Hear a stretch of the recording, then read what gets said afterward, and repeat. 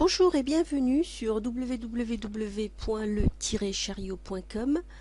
Explication de méthode de tirage. Aujourd'hui, nous allons voir le tirage en pyramide.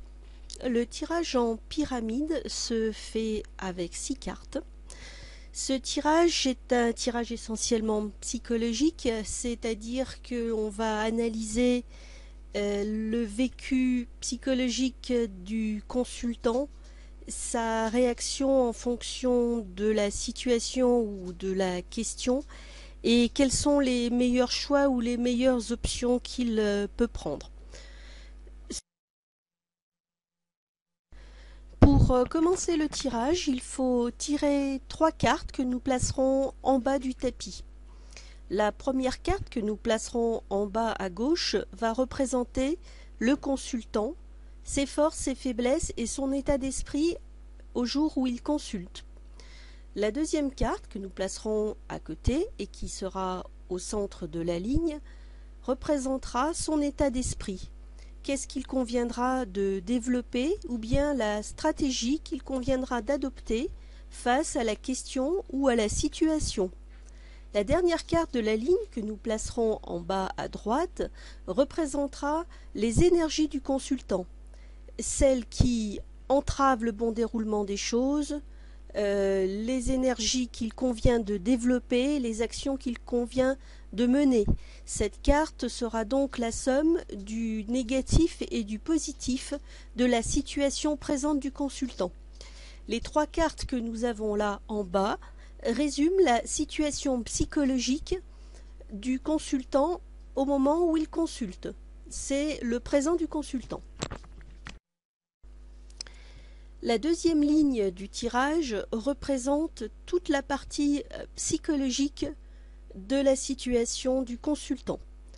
La première carte que nous tirerons et que nous placerons à gauche représentera le côté positif, c'est-à-dire toutes les potentialités possibles du consultant, tout ce qu'il pourra développer, tout ce qu'il aura comme atout pour réussir dans la question qu'il pose ou dans la situation qu'il présente.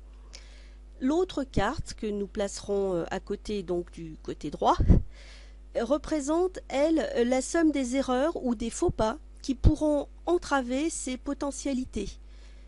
Ce sera tous les problèmes qu'il pourra rencontrer ou les problèmes psychologiques qu'il se créera lui-même face à la question ou à la situation.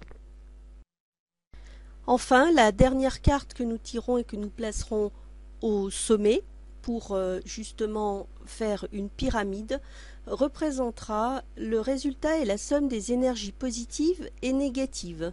Cette carte est la synthèse de tout ce qui a été vu et compris précédemment.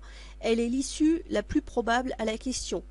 Si notre consultant est venu nous voir pour un entretien, eh bien avec cette carte, nous arriverons à lui donner l'issue la plus probable de son entretien, embauche ou non. Voici à quoi ressemble le tirage une fois toutes les cartes posées. La ligne d'en bas représente le présent du consultant.